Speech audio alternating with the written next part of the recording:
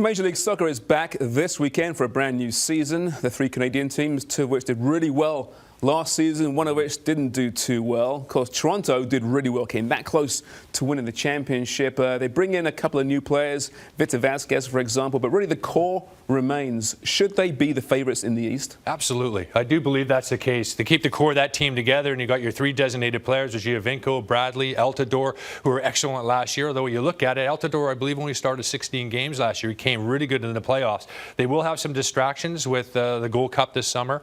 Gold Cup qualifiers. These American players will be missing a few games, but they had that issue last year. They dealt with it very well. Winning the league is not important. Getting themselves in a position where they're going to get into the playoffs and do well from that stage, like they did the last season, is very important to Toronto FC. As for Montreal, a so-so regular season, but a superb playoff, and they came very close to reaching the final, of course. No more Drogba, but the front three are intact, and they were great last year. But behind them, they're old, they're aging, and they're relatively slow, despite being savvy and classy. Is that fair to say? Yeah, very fair to say. I mean, I think they showed that class in the playoffs. I mean, there was the tie against Toronto, the 7-5 aggregate semifinal, Eastern final game was amazing, and they were part of that very special MLS experience.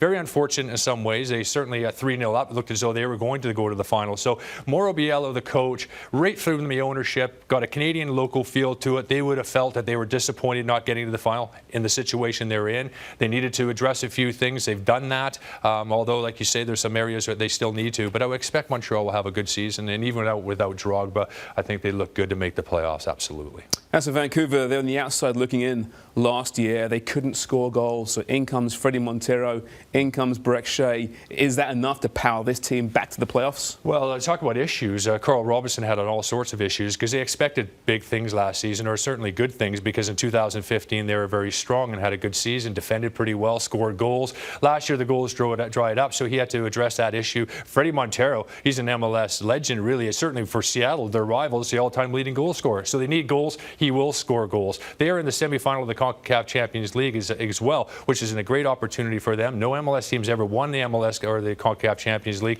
Vancouver is situated to do that. Brek Shea, as we know, got some Premier League experience, MLS experience, great experience as far as Carl Robinson goes, and he'll be great not only on the field but in the dressing room. Well, MLS is back, which means spring is just around the corner. About time.